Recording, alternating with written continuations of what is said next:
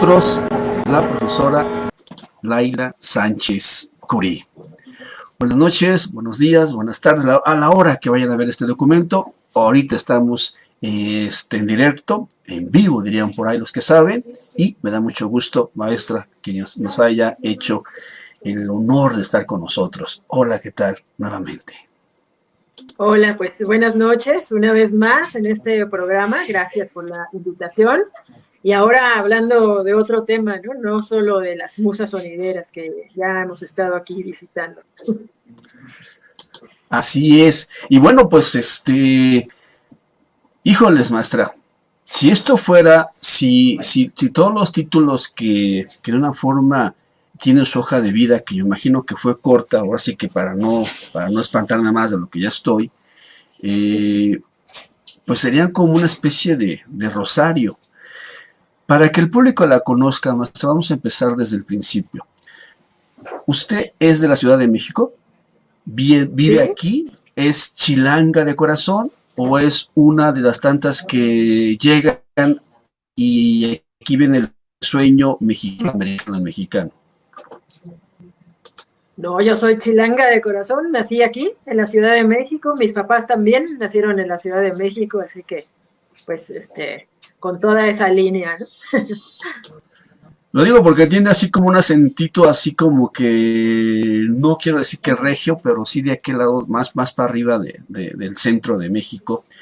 Y bueno, maestra, por favor, platíquenos un poquito de su hoja de vida, o sea, digo, porque sí es impresionante, sí es verdaderamente, yo la consideraba pues una persona muy preparada, sí, pero no hace grado, no hace doctorado, no a esas maestrías, no a ese profesorado, no a esas líneas de pertenecer a, inclusive a grupos muy fuertes. Por favor, maestra.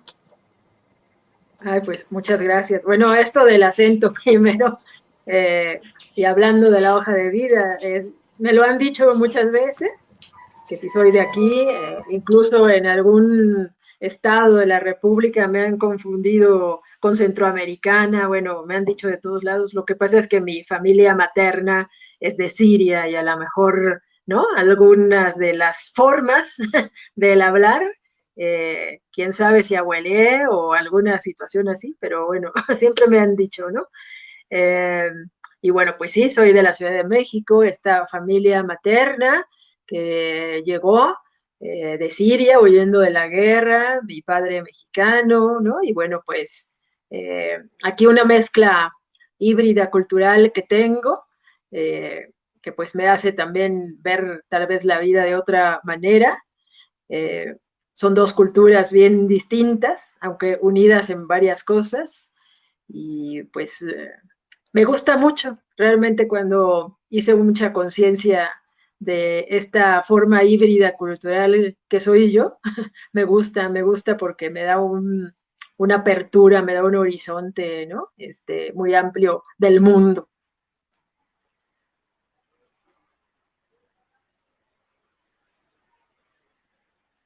Ay, no lo oigo. Su hoja de vida es orgullosamente Puma y me imagino que inclusive las palabras de nuestro presidente la habrán calado porque parece que todo mundo entendió mal o se explicó mal o no quiso decir eso, pero todos los Pumas dijeron no más, no, espérate, tranquilo, no te metas con la mater. Puma. Soy Puma de corazón, soy de piel dorada y corazón azul y oro, ¿no? Dorada y oro. Bueno, yo ahí pondría matices, ¿no? Yo lo critiqué, sí, pero no porque lo que haya dicho sea mentira, porque tiene bastante de verdad lo que ha dicho el presidente respecto a la universidad. Lo que yo le critico es que debe hacer matices, ¿no? Sí hay una universidad que por un contexto internacional, pues entra a esta dinámica que impone el neoliberalismo, que es mundial, que es un sistema económico que está en todo el mundo y que, bueno, pues sí hay que criticarle muchas cosas a la UNAM, o sea, hay que criticar, yo como digo, en la UNAM hay clases sociales y se nota entre el profesorado, entre el área de investigación. O sea, es inaudito y ridículo al mismo tiempo que haya gente que gaste 9,000 pesos en un cenicero y se lo gaste con el presupuesto de la universidad, o que tenga ciertos lujos, ¿no? Porque es investigador, investigadora de primer nivel, etcétera, y que pueda malgastar de esa manera el presupuesto, más becas y una serie de incentivos que están bien, pero el asunto, ¿no? Es a quién se le dan. Hay gente con muchos privilegios dentro de la universidad. Ya vemos, quienes tenemos muchos años, yo tengo 22 años de dar clases en la Facultad de Ciencias Políticas y sin oportunidad de tener una plaza de tiempo completo, sin oportunidad de tener una definitividad de mis materias, ¿no? Y como yo, pues cientos, porque el 70%, si no es que un poco más, del profesorado de la UNAM es gente como yo, que somos profesores, profesoras de asignatura y que tenemos así un sueldo súper mínimo, ¿no? Y sacando realmente la gran cantidad de la chamba en el aula. Entonces, son cosas que se están revisando ahorita, por eso yo digo que con matices, ¿no? No es que esté él mintiendo. Yo entiendo más bien, ¿no?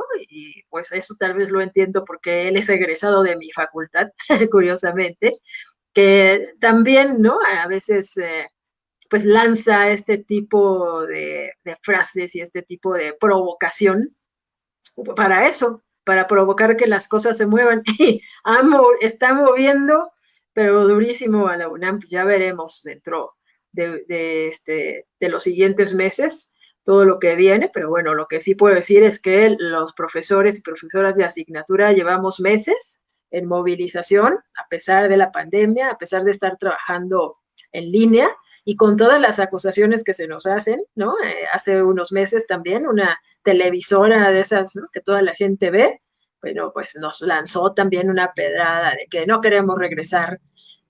Bueno, eso es una falsedad, es una mentira. Por supuesto que todos y todas queremos regresar, pero con seguridad. Y bueno, afortunadamente, ¿no?, de la rectoría sacaron un comunicado diciendo que no regresaremos, ¿verdad?, hasta que nuestro alumnado, sobre todo, esté vacunado, porque necesitamos a toda la comunidad universitaria vacunada, porque usted imagínese un brote, ¿no?, de contagio en una universidad pública.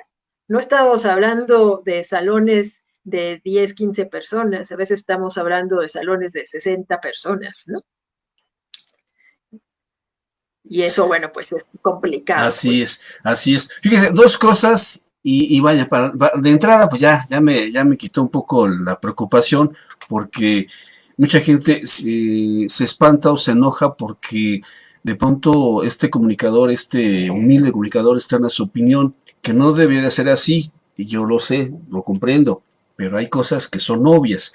Entonces ya me tranquilizó un poquito esto último que dice, que exacto, el presidente viene a provocar, a mover, ¿no? A ver quién alza la mano y quién le denosta lo que dice, y eso me parece estupendo. Lo otro, que también es cierto, la escuela, pues aún hay condiciones, aunque nuestras calles ya están, ahorita mismo ustedes si salen o salimos, vemos a los chavitos pidiendo su calaverita, sin mucha protección y acompañados de adultos que igual vienen sin protección, y eso es no únicamente aquí en la Ciudad de México, sino en toda la periferia y en todo el país. Cosa grave que debíamos de atender, lejos de enojarnos y echar sombrerazos. Bueno, continúo todavía. Doctora en estudio, voy a leer la carta, voy a leerla, no le voy a leer porque está muy larga, pero tampoco se trata de que la maestra esté descubriéndose a sí misma, ¿no?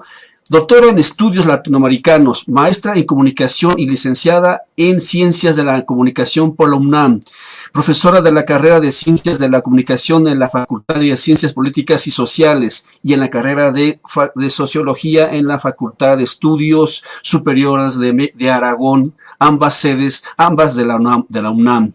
Profesora de la Universidad La Salle y en la Escuela de Cine Digital en el Centro Cultural Futurama, donde también da taller de radio consejera ciudadana de Radio Educación desde 2018, integrante de la mesa directiva de la Asociación Mexicana de Amistad con la República Árabe Saharaui, Amaras, investigadora sobre temas de comunicación con perspectiva feminista, administradora del grupo de Facebook La Ciudad de las Mujeres 2.0, periodista feminista y a eso le agregamos también mamá. Ay, respiro, me está ahogando. Todo eso, y ya imagino que más cosas todavía, pero pregunto, ¿quién usted es mexicano, pero de ascendencia extranjera, ¿sí? Estamos. Pero ¿qué no sabe usted, maestra, que la mexicana no puede, no debe, no tiene el derecho de estudiar, no tiene el derecho de progresar? Parece que la revolución no entendieron que su papel es atrás, ahí, allá en la tropa, haciendo lo que saben hacer, lavar ropa, hacer de comer, planchar, coser y otras cositas más que no quiero decir porque estamos en horas todavía familiares. Y usted quiere romper con esto, maestra. Y no únicamente satisfecha con eso, sino que también como activista feminista, como representante de este grupo, y que lo hemos visto muy aguerrida y muy que domina muchas estas cuestiones. ¿Qué pasa con la maestra Laia Sánchez Curí? ¿De dónde salió? ¿Por qué esta revolución en su vida misma? Bueno, creo que quienes estamos en esto, ¿no? En este tema del feminismo, partimos de nuestra propia biografía.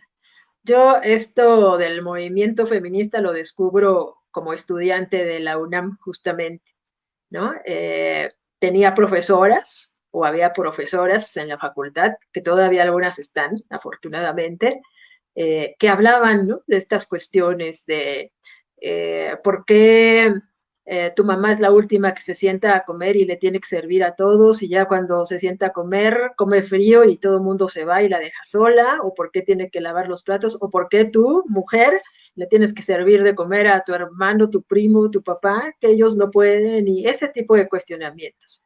Y además, en la Facultad de Ciencias Políticas y Sociales había un puesto de periódico donde yo a veces me paraba a leer la revista FEM, una revista histórica, que por cierto, sobre ella hice parte de mi tesis de doctorado para historiar a esta revista muy trascendental que fundó la poeta guatemalteca asentada en México, Alaí de Fopa, y que bueno, pues abrió, ¿no? Un camino. Entonces, pues esas cosas, más recordar a mi mamá, más recordar también una vida familiar de mucha violencia, ahora le dicen, ¿no? O le llaman violencia doméstica, ¿no? Es una violencia, pues era una violencia fuerte en mi casa contra mi mamá, ¿no?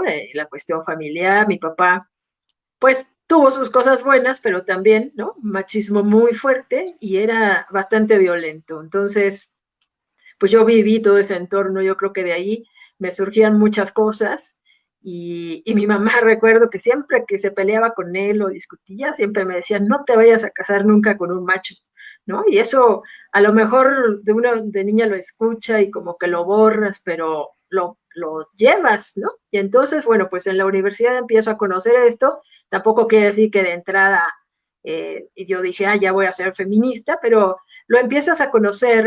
Luego, cuando termino la carrera, la licenciatura, me voy a hacer mi servicio social a Radio Educación, ¿no? Una radiodifusora cultural aquí en la Ciudad de México, tal vez la más importante del rubro, ¿no? De radiodifusoras culturales aquí en la ciudad, o del país incluso, y que pues esa radio me permitió conocer, ¿no? Desarrollarme profesionalmente, pero también conocer a mucha gente, escuchar programas de radio donde yo oía hablar ya muy articulado de los derechos de las mujeres. Y eso, pues también, ¿no? Va formando parte de tus conocimientos, lo vas tomando como discurso. Había un programa que se llamaba Dejemos de ser pacientes, de una organización que se llama CIPAM, ¿no? Y que es una organización que se crea hace muchos años para apoyar desde los derechos de las mujeres el derecho al acceso a la salud y también pues cuestiones jurídicas, ¿no? Fue CIPAM, tiene, no sé, muchísimos años, como 30 años tal vez, o un poco más, de trabajo, donde ellas desde el principio ya hablaban, ¿no? Del derecho al aborto, del derecho a decidir sobre tu cuerpo. Ese programa se llamaba Dejemos de ser pacientes porque trataba del derecho a la salud y el derecho a que cuando tú asistieras con un médico, pues te dijera bien qué tenías y te explicara y no, y bueno, pues no te llenara de medicamento nada más porque sí, sino que te dijera las razones. Entonces, bueno, pues fue para mí un programa muy trascendente porque a través de él, además de saber de muchos temas, ¿no? De la salud de las mujeres, fue un programa que, por ejemplo, nos hablaba de hacernos la mastografía, hacernos el Papá Nicolau cuando ni siquiera era política pública, ¿no? Ellas son pioneras en la lucha feminista de este tipo de cuestiones, ¿no? Salud Integral para la Mujer se llama la organización. Y bueno, también a través de ellas escuchaba yo muchas noticias sobre las mujeres en el mundo. Incluso tuve la fortuna, alcancé a escuchar la cobertura que ellas hicieron, porque ellas viajaron a Beijing, China, en el 95, cuando se hizo la cuarta conferencia internacional de la mujer, que muchísimas mujeres de muchos países del mundo confluyeron ahí, se tomaron muchas decisiones muy importantes y bueno, a través de ellas yo escuchaba las conferencias, ¿no? Entonces, bueno, pues para mí Radio Educación, además de ser mi casa radiofónica, porque trabajé ahí 8 años, ahora soy consejera ciudadana, eso me hace regresar y estar pues cerca de esa familia, porque para mí Radio Educación son mi familia. Ahí aprendí a hacer radio, ahí aprendí a hacer periodismo radiofónico, ahí aprendí a conocer, a integrarme, ¿no? Al mundo de la cultura. El otro día hacía justo un recuento de toda la gente que he conocido en Radio Educación, tan importante para este país. La verdad me siento bien afortunada. No sé por qué la vida me ha dado esos regalos. Algo he de haber hecho bien en otra vida, no sé, pero me ha dado el regalo de conocer gente bien valiosa y bien importante para este país y que puedo decir que son mis amigos y amigas. Pero es por Radio Educación mucho de eso.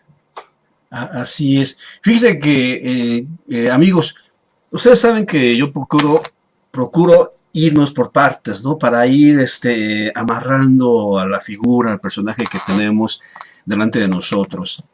Y yo sigo preguntando, maestra, lo dije con mucha ironía, pero es cierto, parece que usted quiere, junto con otras mujeres de su tipo, romper el molde tradicional que tanto tiempo gente como el cine mexicano, las canciones mexicanas, los comerciales, la televisión, el teatro mismo, que hoy en día ya se aperturó un poco más, siempre ponían a la mujer en un segundo plano, ¿no? Y a lo mucho que pudiera llegar a ser era pues una buena escritora, una buena poeta, una buena dibujante, ¿verdad? Ya entre muchas, pero era lo que había. La política, para nada. La comunicación, pues sí, pero por la parte bonita, ¿no? La Lolita ya la que estuviera a un lado del jefazo, nada más para contestar los teléfonos, o la famosa Lupita, ¿no? Pásame la llamada, Lupita. Entonces, eso era lo que tenía que ver. Pero yo preguntaba a la maestra Laia Sánchez, ¿cómo es que todas estas carreras que aparecen en su currículum, todo este mundo, todo este universo que va dejando, y que ahorita habló de la educación y todo lo que comentó, toda la alegría con la que la vi soñando este mundo que ya va recorrido. ¿Cómo nace? ¿Cómo surge? ¿Cómo va amarrando? ¿Por qué no se queda quieta un ratito y ahí, sino que como si fuera esto una hierba, ¿no? Que todo lo quiere cubrir. Por favor, maestra, háblanos un poquito de todo esto que como un pulpo empieza a amarrar y empieza a armar. Sí, bueno, pues justo, ¿no? Trabajando en radioeducación, conozco un programa, porque además tengo que decir que yo llegué al feminismo al contrario que a otras personas, ¿no? Que inician con la lucha de las mujeres y después voltean a ver otros movimientos que están articulados a la lucha de las mujeres. Entre ellos, la lucha de la comunidad LGBTI, ¿no? Yo inicié al revés. En Radio Educación había un programa que se llamaba Medianoche en Babilonia, que lo conducía Tito Vasconcelos, que es uno de los activistas más importantes de este país en la lucha LGBTI. Él tenía ese Sí, programa. perdón, y si no es que de y perdón, y si no es de los, si no es que de los pocos que en aquel entonces era combativo, ¿no? Porque Sí, sí, ahora sí que bien dice, comenzó al revés, porque si de por sí la inclusión de la mujer estaba vetada, pues ahora más la de este otro sector LGBT y tantos, era imposible, ¿no? Tenían que vivir una vida doble para poder subsistir ante estas situaciones, ante este acoso. Continúa, por favor, nada más quise reconocer a este gran político, a este gran activista. sí, bueno, yo escuchaba, decía, este programa y pues gracias a él empecé a conocer el mundo tan diverso de la sexualidad, ¿no? Entenderlo un poco más, entender la bisexualidad como una opción, entender, ¿no? Más lo que era, es la cultura y el mundo gay, ¿no? Que ya se le llamaba así, incluía en su programa una sección sobre el lesbianismo, es decir, hablaba, ¿no? Y además con un equipo de gente también muy relevante en el mundo de la sexualidad y en la lucha LGBT. Entonces, bueno, pues de ahí eh, me interesó y de eso hice mi tesis de licenciatura, de ese programa.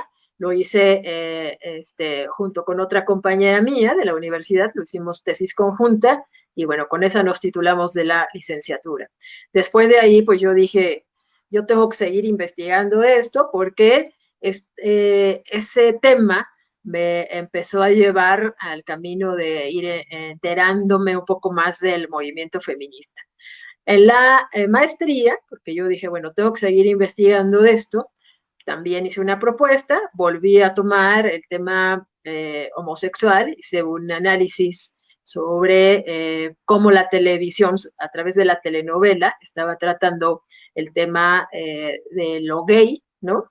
Y bueno, pues eso todavía me hizo leer y leer más, ¿no? Y la teoría feminista y la teoría de género y bueno, irme empapando de eso. Afortunadamente en ese camino conocí a la que es, considero, mi madre académica, que es la doctora Elvira Hernández Carballido, que fue mi tutora en esa tesis, y que ella me empezó a dar, ¿no? Pues las lecturas feministas ya más en forma y me empezó a hablar más de todo esto, aunque yo ya tenía alguna idea, es ahí donde académicamente, pues yo logro asentar ya una serie de conocimientos y es cuando, pues, un poco impulsada por ella, por su ejemplo, porque mientras yo hacía la maestría, ella estaba cursando el doctorado. Ella es la primera doctora en ciencias políticas y sociales con orientación en comunicación de este país, ¿no? Tiene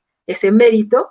Y bueno, pues al mismo tiempo que me dirigía la tesis, ella estaba estudiando y pues me enteraba yo de lo que estaba ella haciendo. Ella tiene, ¿no? Una serie de investigaciones sobre mujeres periodistas en México en la época de la Revolución, trabajo sobre Rosario Castellanos y su trabajo periodístico, ¿no? Siempre me hablaba como de esas genealogías de las mujeres periodistas que parecía que no existían, pero ella y después otras más, incluso pupilas de ella, empezaron a encontrarlas y bueno, hay ramilletes, ¿no? De muchas mujeres en la historia de la comunicación, del periodismo. Entonces, bueno, pues ese acercamiento con ella además escribía en la revista FEM, esta famosa revista FEM, que es un ícono, ¿no? Del feminismo mexicano y latinoamericano.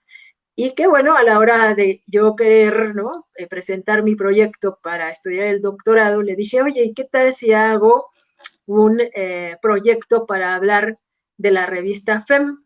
Porque en esos días que yo estaba viendo si entraba al doctorado, desafortunadamente desapareció la revista porque la última directora que tuvo, Esperanza Brito, murió de un cáncer que ya padecía de mucho tiempo.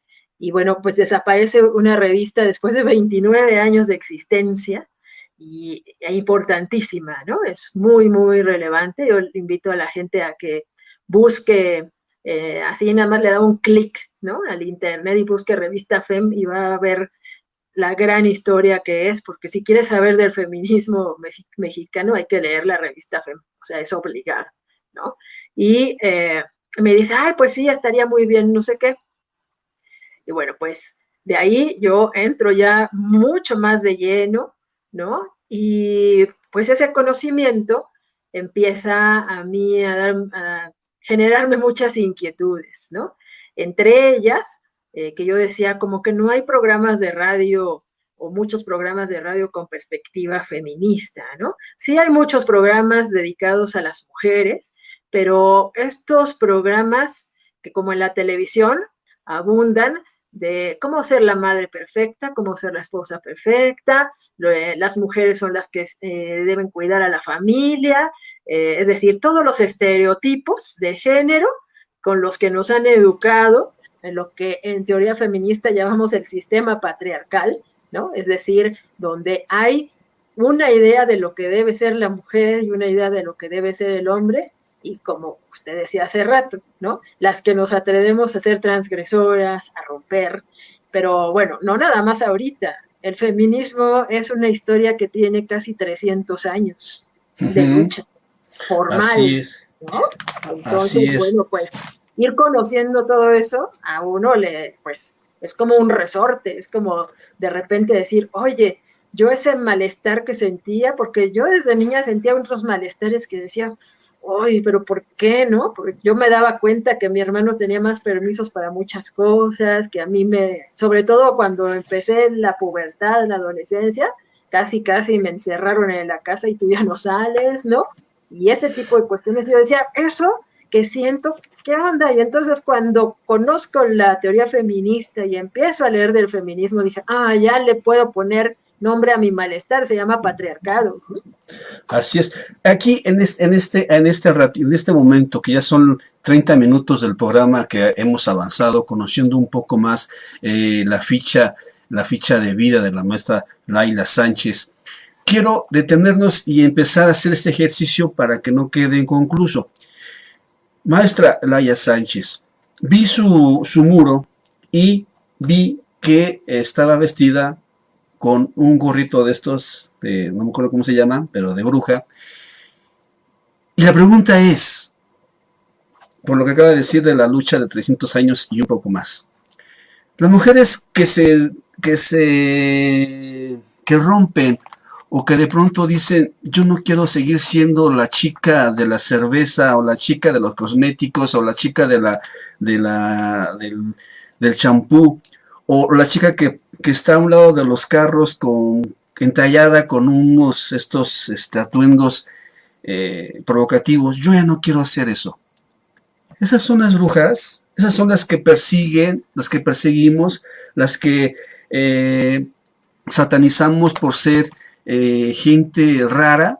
Maestra Laia Sánchez, porque estamos precisamente en este día de brujas o el de ayer Halloween, o ya no sé. ¿Cuáles son las brujas? ¿Quiénes son las brujas? Sí, bueno, la bruja como, ¿no? Un arquetipo se está retomando mucho actualmente, justo por eso, porque se ha estudiado, ¿no?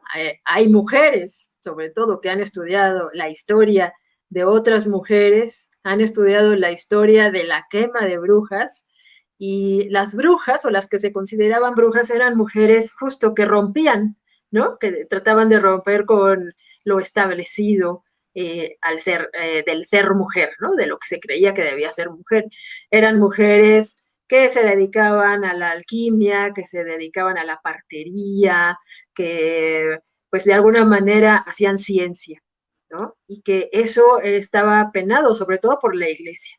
Y entonces, bueno, pues muchas de ellas fueron quemadas vivas en la hoguera, ¿no? Eh, y bueno, ahí hay toda una historia que hay que leer, que a mí me ha interesado incluso, ¿no? Estoy aprendiendo, porque para mí esta cuestión de ser bruja no es ni una moda, ¿no? Ni porque ni siquiera por todo esto que se dice, sino bueno, en mí tiene otras cuestiones, ya hablaremos un poquito, ¿no?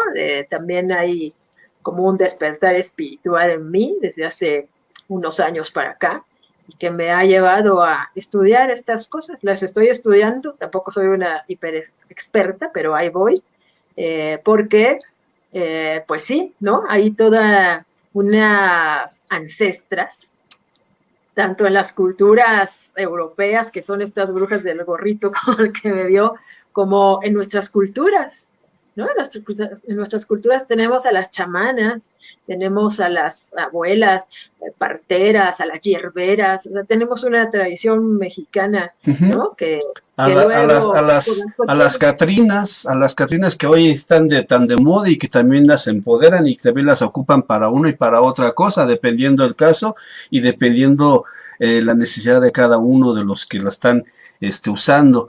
Maestra Laida Sánchez Curi, para ir avanzando también en este aspecto, algo que me parece interesante y que he estado escuchándolo a través de las veces que han intervenido con las musas sonideras, a las que les mando un saludo muy grande a ellas por este contacto que tuvimos, es realmente el patriarcado es basado y es causado por los hombres desde el tiempo atrás, porque yo a veces tengo mis dudas, ¿no?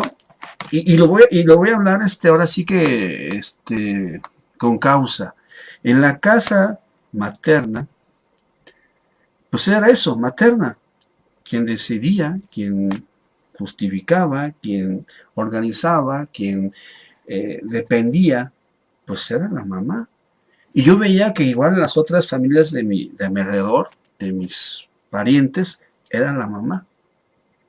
Inclusive hasta el gasto, quien ponía más era la mamá. Y entonces ella decía, entre otras cosas, si no les das, yo te doy. Los niños no lloran. Agarran sus gallinas porque anda suelto mi gallo. Date a respetar porque la que pierde es la mujer, el hombre como tal, sigue igual. Y así cosas de ese tipo. Y a mi papá, o a los papás, calladitos, calladitos, ¿no? Porque si hablaban, cállate, tú no sabes. Por eso pregunto, maestra Laia Sánchez, no es una pelea así que entre sexos, simplemente es una duda que yo tengo. ¿Realmente el patriarcado es derivado del hombre o es la excusa que tiene la mujer de decir él es el culpable, como alguna vez en el mundo bíblico se le puso a la o sea, mujer, ¿no? aquí no se trata de ver quién es culpable, se trata de que el sistema patriarcal es un sistema que lleva miles de años, miles de años. Si estudiamos desde las culturas antiguas, por ejemplo, los griegos, los romanos, ¿no? Ya en esas culturas la mujer no era importante, no era tomada en cuenta, ¿no? De hecho, tenemos un ejemplo, por ejemplo, Hipatia de Alejandría, que era una filósofa que mucho antes que Galileo ya había hecho mediciones, ¿no? Con el sol y la tierra y todo eso, y ella no decía que era redonda, que era ovalada, ¿no? Y murió apedreada en la calle por atreverse a ser transgresora, a estudiar, ¿no? A poder debatir en el espacio público, que siempre ha sido, y aquí viene, ¿no? Un poco de lo que me está diciendo para explicar el espacio público y el espacio privado. El espacio público siempre ha sido masculino, ¿no? Porque los hombres son los poderosos, son los que saben, son los que tienen la razón.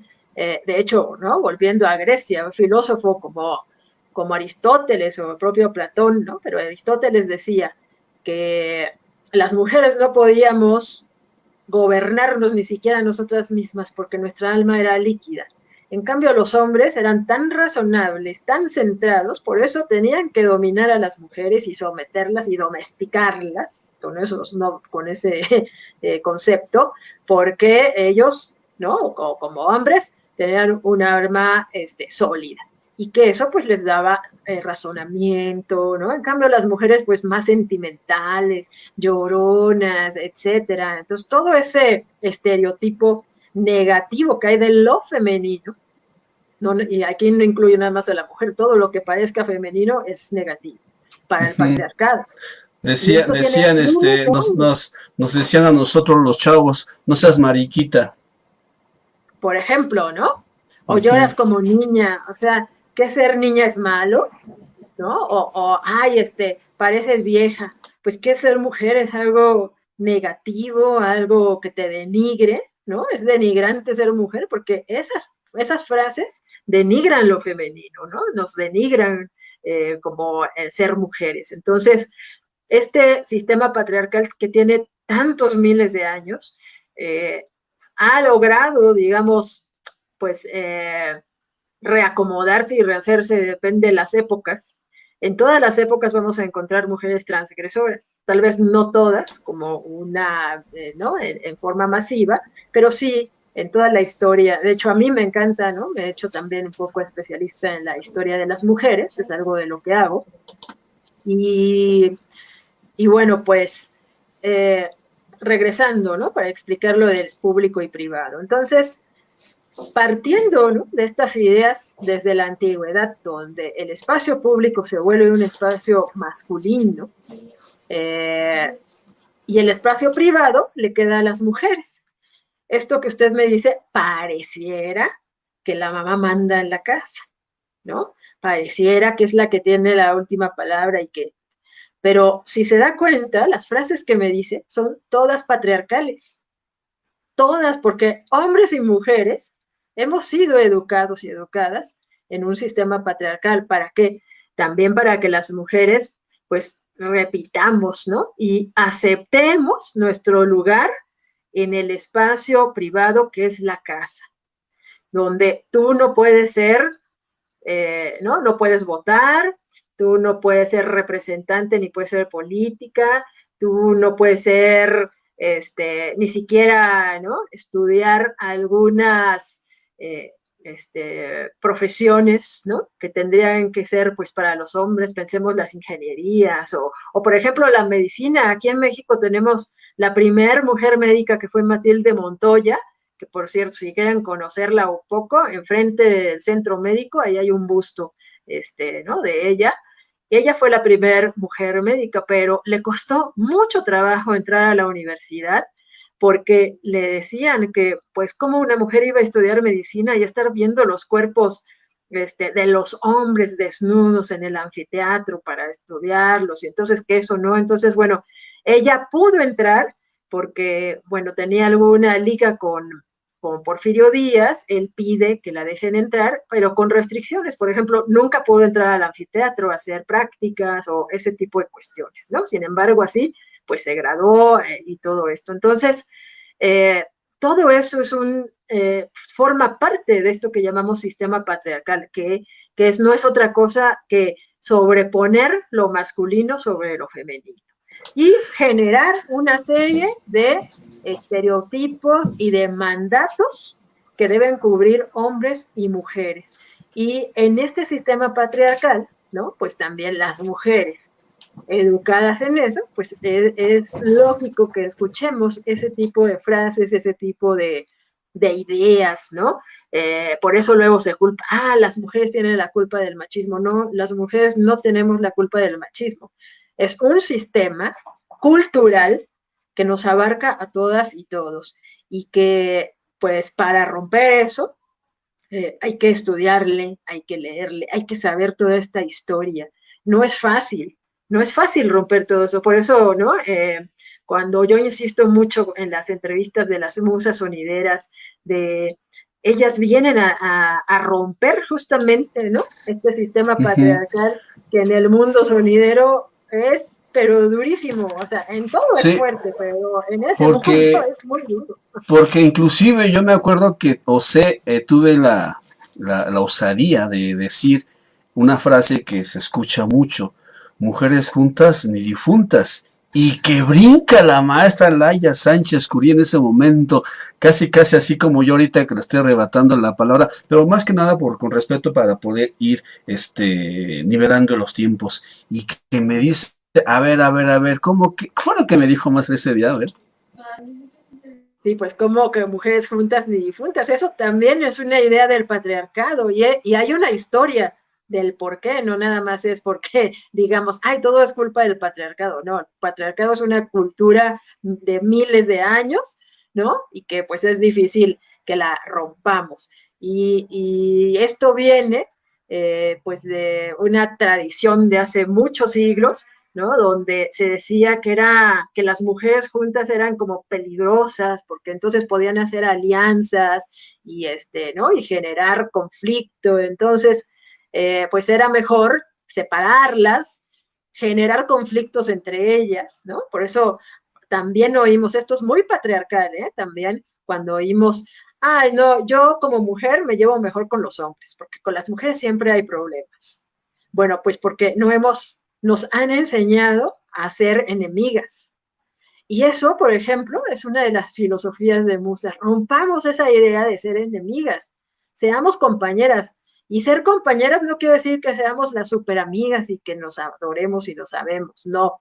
Pero respetar a la otra, reconocer que la otra tiene conocimientos, que la otra vale, que la otra, ¿no? Hace su esfuerzo y que a lo mejor yo también la puedo acompañar porque lo que yo sé también lo puedo intercambiar, etcétera, ¿no? Y eso es la sororidad y eso es el respeto hacia la otra. Entonces tenemos que reaprender también las mujeres esa parte. ¿Para qué? Pues para que rompamos todos esos esquemas machistas y que no nos digan mujeres juntas ni difuntas, porque lo que tenemos que aprender, ¿no? Es que podemos estar juntas, lo hemos mostrado en muchas ocasiones, no nada más aquí en todo el mundo, ¿no? Las organizaciones de las mujeres han demostrado que cuando nos organizamos, cuando tenemos acuerdos, podemos lograr muchas cosas. Entonces, todo ese tipo de refranes, las canciones, ¿no? Que hablan también de esas cosas, el cine, es decir, todos los productos culturales que reflejan estos estereotipos, que son patrones, que están basados en lo que llamamos en teoría feminista el mandato de género, hay que romperlo.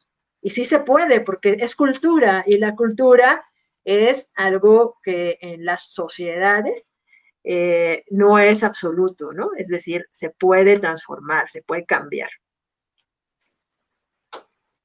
Perfecto. Acá tengo un saludo de un colega, Oscar Arista Palacios. Dice: saludos y un abrazo, apreciado amigo y colega Mario. Excelente invitada, maestra Laia Sánchez Curí. Sí, es una maestra que ustedes pueden ver, se la sabe de todas, es una estudiosa, es una catedrática, o sea que, pues, ¿qué le podemos decir, verdad? Uno dice por ahí, es que uno agarra a sus amigos, ¿no? Pero aquí en este caso, al contrario, yo me siento como así como chaparrita, así como niño regañado.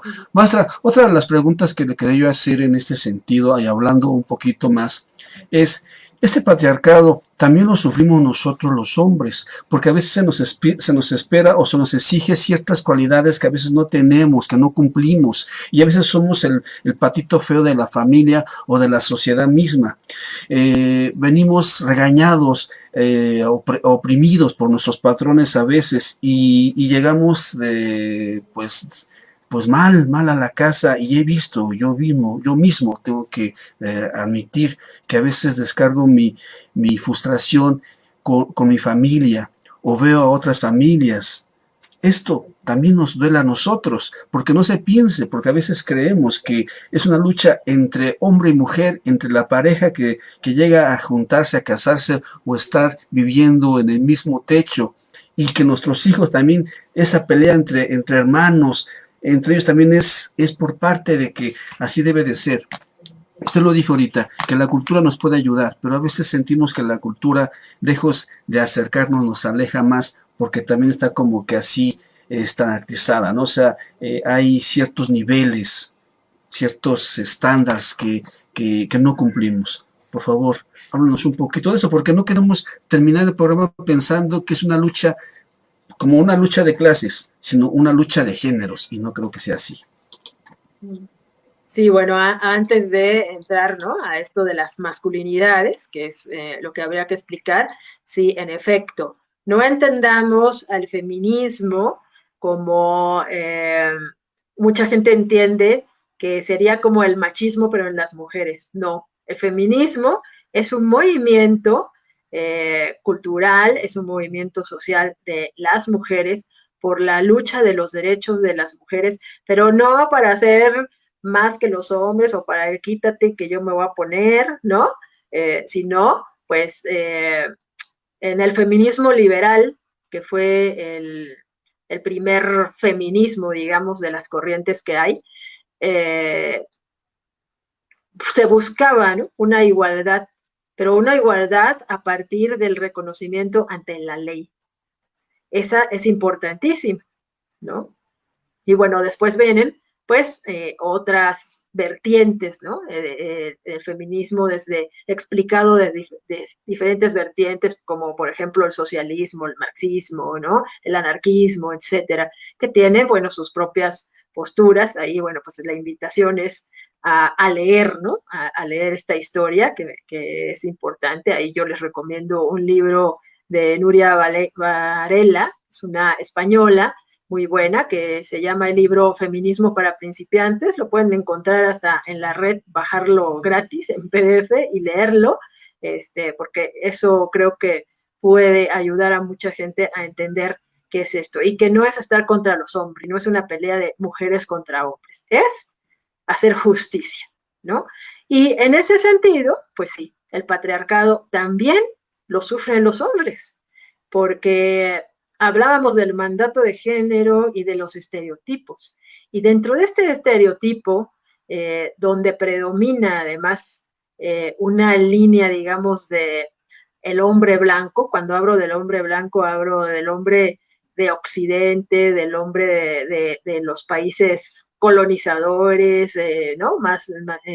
Con más economía, etcétera, ¿no? Estos países poderosos. El hombre blanco o heterosexual, con dinero, guapo, ojos azules, etcétera, ¿no? Una serie de características que si tú no cumples, entonces pareciera también como que no eres hombre, ¿no? Y entonces, ¿qué pasa?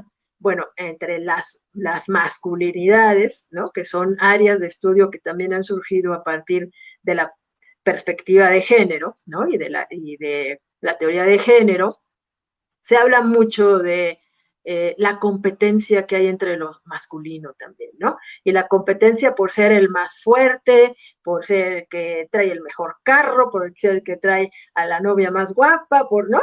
Esa cuestión de competencia que finalmente se vuelve también en expresiones de violencia, ¿no? Y que incluso esos ritos de violencia en los que a veces tienen que entrar los hombres para mostrar que son bien hombres, pues genera, o sea, pone hasta en peligro la vida, ¿no?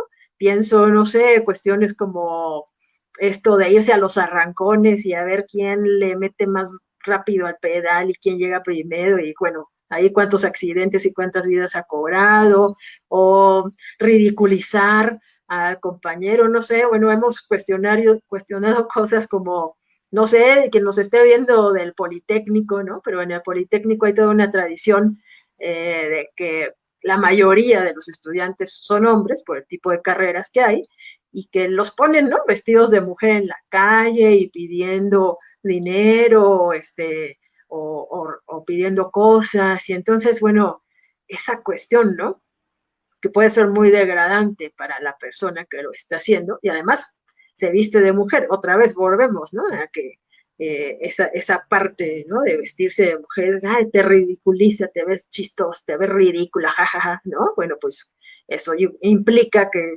uno es ridícula por ser mujer, ¿no? Entonces, ese tipo de cuestiones, como usted dice, si tú no cumples, ¿no?, con ese estándar del ser hombre, pues va a haber siempre un cuestionamiento de tu virilidad, y eso pues enoja mucho, ¿no? Son también patrones culturales que ustedes como hombres tienen que trabajar y tienen que romper, porque una persona, ¿no? Sea hombre o mujer, no puede valer por los estereotipos que ha impuesto la cultura. Y entonces, bueno, esto que yo estoy diciendo son propuestas que vienen del feminismo, ¿no? El feminismo empieza como un movimiento social y después genera teoría. ¿A través de qué? A través de la antropología, de la filosofía, ¿no? De una serie de estudios que ya, bueno, ha permeado ya a muchas áreas y disciplinas del conocimiento, pero inicia así y pues es uno de los pocos movimientos sociales y políticos que ha generado teoría, ¿no? Y que llega a la academia, incluso, bueno, pues ya tenemos estudios, posgrados, ¿no? Maestrías, doctorados en feminismo, por ejemplo, ¿no? Y esto, ¿por qué? Pues porque ha generado, ¿no? Una conceptualización, ha generado pensamiento, ha generado unas ideas que tocan también la masculinidad. Cuando hablamos, ¿no? Del feminismo, por supuesto, el objeto de estudio, ¿no? Del feminismo, el objeto que se mueve, y objeto de estudio no por objetivar, ¿no? A la mujer, sino porque somos sujetos, ¿no? Somos sujetos que nos movemos, pensamos, pero es decir, a la hora de estudiar científicamente, pues nuestro objeto de estudio son las mujeres, pero eso no implica que dejes fuera el estudio de la otra parte, que son los hombres, y que, bueno, desde la teoría de género, ¿no? Y desde las corrientes de la teoría de género, han surgido los estudios de masculinidades. Ya hay mucho escrito, hay muchos grupos, ¿no? De hombres que están hablando y platicando entre hombres justamente pues para romper todos estos esquemas, ¿no? Que culturalmente pesan mucho, diría Freud, es el malestar en la cultura, ¿no? Justamente lo que genera todo esto. Y entonces, bueno, pues entender, por ejemplo, desde la masculinidad, que los hombres no son violentos, pues por ser hombres. Hay una cultura que les ha enseñado a que si no es violento, entonces no es hombre, ¿no? Así es, así es. Bueno, más tarde estamos en los últimos minutitos de este programa que se ha ido, pero sí rapidísimo.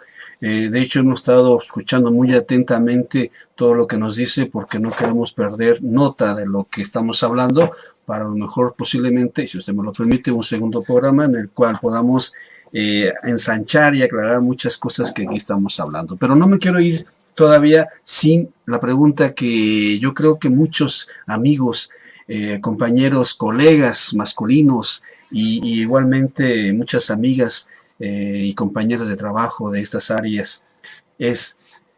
Se dice, hubo un meme ahora con estas cuestiones de las marchas feministas del Día del Mundial de la Día Internacional de la Mujer, y decían en un meme que me pareció llamativo, si estudiaran se darían cuenta, las feministas, decía así, que no es encuerándose, ni mucho menos destruyendo monumentos, como van a cambiar la ruta de su historia. Yo dije, bueno. Y mucha gente, inclusive hasta gente conocida, muy cercana a nosotros, que se llama cultural y que está inmerso en esta vida de la cultura y el arte, aprobaban este dicho. Maestra Laila Sánchez, ya para ir acabando, este otro movimiento de mujeres violentas que se de pronto toman las calles y empiezan a destruir cosas y a perseguir hasta cierto punto a los mismos hombres, según veíamos los medios estos electrónicos grandes y algunos chiquitos. ¿Dónde son? ¿Qué son? ¿Son parte de lo mismo o es una, no voy a usar esta palabra, a lo mejor hasta me golpea, es un aborto del feminismo? No sé. Por favor. No, bueno, yo disiento, ¿no? De esa perspectiva, porque creo que se enjuicia mal al actual movimiento de las mujeres. Hay que entender todo el contexto de donde venimos las mujeres. de lo que está sucediendo en el país, y no solo en el país, ¿no? Lo vemos en muchos países, sobre todo en América Latina, que ha sido un boom. ¿Por qué? Porque, bueno, México es uno de los países más peligrosos para ser mujer. Eso es un estudio que se ha hecho, no lo decimos nosotras, lo dice incluso la OCDE, ¿no? Que ha hecho estos estudios. ¿Por qué? Pues por la cantidad de mujeres asesinadas en feminicidio. ¿Qué es un feminicidio? Bueno, pues es el ser asesinada por el simple hecho de ser mujer. Eso es terrible, para empezar. La cantidad de feminicidios que hay en México supera la cantidad de muertes de mujeres, incluso en regímenes como el Talibán, ¿no? En Afganistán, en Pakistán. Es terrible. Y en América Latina, bueno, somos de la región más peligrosa para las mujeres. Yo, cuando me dicen estas cosas, ¿no? ¿Por qué pintan? ¿Por qué avientan? Bueno, yo quisiera nada más que reflexionaran, ¿no? Sí, la violencia no es la respuesta, pero a veces no hay de otra, ¿no? Yo pienso, por ejemplo, cuando se hizo la Revolución Francesa, pues no se hizo, a ver, vamos a negociar y nos vamos a sentar en una mesa. No, los revolucionarios llegaron y quemaron la ciudad y quemaron todo. Y así fue como se hizo la revolución, ¿no? Y cambió mucho. Se tumbaron unas monarquías de gente, ¿no? Pues muy nefasta para llegar a la democracia. Eso fue justamente, ¿no? El cambio. Yo lo que veo ahora es un hartazo. Uno va a levantar una denuncia, como nos dicen, no se investiga, la víctima termina siendo culpable, ¿no? Te dan largas y largas, el Ministerio Público te toma mal la declaración, echa a perder las pruebas, bueno, una serie de circunstancias que han pasado, terribles, ¿no? Y que aquí el sistema judicial no resuelve nada. Lo estamos viendo. O sea, si el sistema judicial sirviera, no tendríamos a madres de familia, padres de familia, rascando la tierra, encontrando los huesos de sus hijos, de sus hijas, ¿no? El caso de Ciudad Juárez, que fue de lo primero que conocimos, encontrar los cuerpos de las hijas, ¿no? Tirados en baldíos, en el desierto, cercenados, quemados, porque además el feminicidio tiene eso, ¿no? Es un crimen que además involucra cercenados senos, quemados los cuerpos, descuartizadas, ¿no? Violadas además, etcétera, etcétera. No son crímenes comunes, digamos, ¿no? Tú quieres ir a hacer una denuncia de cualquier cosa y no procede, no pasa, ¿no? Y no hay solución. Y hasta la fecha de los cientos de miles de feminicidios que ha habido, casi ninguno se ha resuelto. ¿Quieres ir a denunciar una violación? Tienes casi que llevar el video de cuando te estaba violando y a ver si no es, ¿no? Algo que tú estás inventando, etcétera. Entonces, yo siempre les digo, sí, yo les invito a que traten de acompañar a alguien, o si en su familia, que espero que nunca pase, ¿no? Denunciar este tipo de delito. Y si pueden, si les levantan la denuncia sin ponerles un pero o sin decirles, ay señora, pero pues ¿para qué viene? Ay, ¿por qué hizo esto? ¿No? Me dicen si pueden.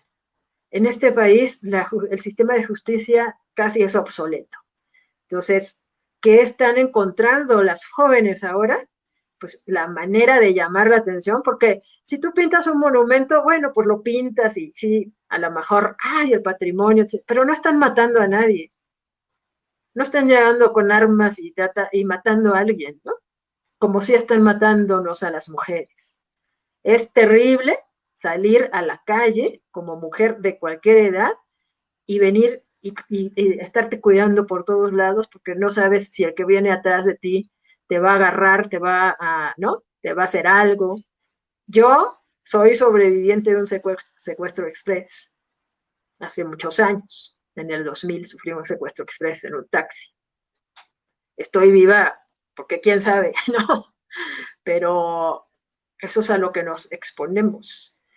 Tal vez mi labia, no sé, ¿no? Porque recuerdo mucho hasta todo lo que les dije a los secuestradores y que ya después de muchas horas me soltaron, eh, pues porque uno también trae un barrio atrás que lo respalda, como dice por ahí, pero ¿cuántas no? ¿No? ¿Cuántas historias sabemos de taxistas que se han robado a las chicas, ¿no? A las niñas. Es terrible también la cantidad de feminicidio infantil que hay en este país. Es terrible. Entonces, ¿cómo no van a estar enojadas? ¿Cómo no vamos a estar enojadas? Tal vez yo no soy de las que saldría y pintaría y aventaría, pero tampoco las juzgo porque sé en mi experiencia acompañando mujeres, dando asesoría de estas cosas, ¿no?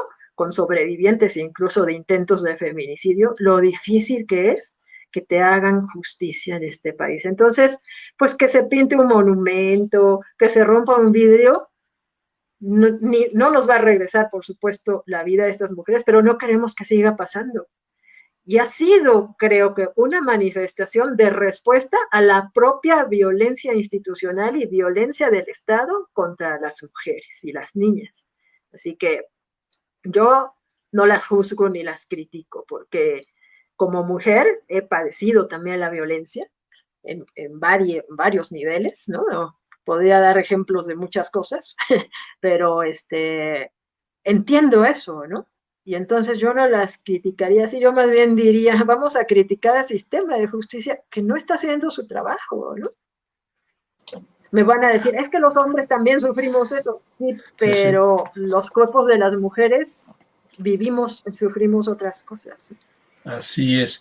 Bien dice, y creo que con esto nos vamos a ir quedando, de que si el sistema hiciera su trabajo y sobre todo nosotros tuviéramos esa educación que tanto necesitamos, no los buenos modales, no esas cosas que de pronto abre la puerta a la señorita, cede del asiento, dale la sillita, paga la cuenta, no, sino realmente estas otras cosas que son muy importantes, el valor de la vida, el valor que significa el ser humano como tal, sería otro mundo. Pero eso es algo que hemos fallado como familia y como Estado y como lo que quieran por este patriarcado que fue como comenzamos esta plática y que espero, maestra Laia Sánchez, nos pueda dar la oportunidad de concluir en otro programa más adelante para ponerle bien los puntos a las 10. Ahorita, por ejemplo, ya dejó, ahora sí que como decimos por aquí, a silbando la víbora, ¿no? ¿Cómo dicen por ahí? Bueno, algo por el estilo, pero ojalá que nos pueda acompañar.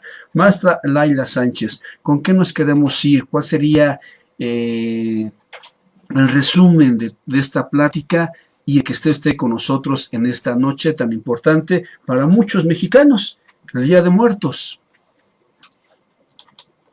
Sí, bueno, pues yo justamente, ¿no? En el Día de Muertos invitaría mucho a la gente a reflexionar sobre la situación actual de las mujeres. Sobre todo, nuestro principal conflicto se llama feminicidio, ¿no? Y pues recordar hoy a todas estas mujeres, estas niñas asesinadas, porque no son muertas, son asesinadas, y desgraciadamente la mayoría de ellas a manos hasta de propios familiares, ¿no? El esposo, el novio, el hermano, el tío, etcétera, que pues por muchas veces va implícito también, ¿no? Otro tipo de delitos como el abuso sexual, la violación, pues han perdido la vida. Hemos sabido de casos terribles, ¿no? Y pues invitar a esa reflexión. Hay que informarse más. Yo invito a que lean, ¿no? Como decía hace rato, este libro, también les recomiendo otro para que entiendan lo que es el patriarcado. Hay un libro que se llama, ¿no? Que habla sobre el origen del patriarcado, así se llama el libro, El origen del patriarcado, de Gerda Lerner, que es una investigadora norteamericana que en los años 80 hizo todo un estudio desde la antigüedad para ir buscando, pues, cuál fue el origen, de dónde viene todo esto, ¿no? Y pues sí, implica leer, implica investigar, implica también desde el tema de los hombres invitarlos a que acepten que como hombres en sociedades patriarcales como la nuestra tienen muchos privilegios, ¿no? Y que no es un afán de a ver quién tiene más, no, sino a ver, esos privilegios de dónde vienen, por qué los tengo y pues por qué negarle a las mujeres, ¿no? El derecho al estudio, el derecho a hacer políticas, el derecho a ser abogada, el derecho, ¿no? A hacer lo que ella quiera hacer, el derecho a que quiera o no tener hijos, porque también, ¿no? Hay un señalamiento de eso, o sea, si eres mujer tienes que tener hijos a fuerza, pues no, ¿no? Las nuevas generaciones ya no quieren y pues están en su derecho, el derecho a tu propio cuerpo, ¿no? El derecho a decidir si quieres o no tener, etcétera. Entonces, implica ahí una serie de cuestiones y yo invitaré a eso, a empezar a reflexionar todo esto antes de juzgar, antes de señalar, ¿no? Porque muchos señalamientos vienen, creo yo, de la ignorancia justamente de todos estos temas. Así es, y bueno, pues amigos, una plática muy, muy abierta, una plática muy cordial. En este momento, pues sí, hacemos eco a lo que nos dice la maestra Laila, porque sí es muy importante.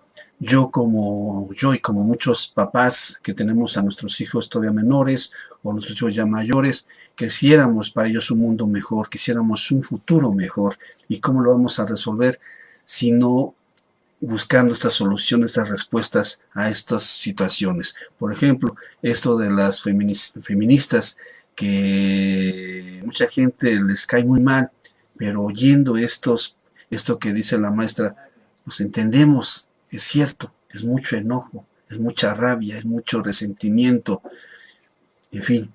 Maestra, muchas gracias, en verdad le agradezco su espacio, su tiempo y su atención y sobre todo el habernos pues aceptado esta invitación y ojalá, vuelvo a repetir, nos vuelva a aceptar otra más en un tiempo para volver a encontrarnos y hablar sobre estas cosas muy importantes para nosotros y para ustedes, en el caso de hombres y mujeres. No, muchas gracias a usted por la invitación y por supuesto, el día que me digan, yo aquí listísima para seguir dialogando. Me parece muy importante que en los medios de comunicación se aborden estos temas, pero se aborden bien. Claro que sí.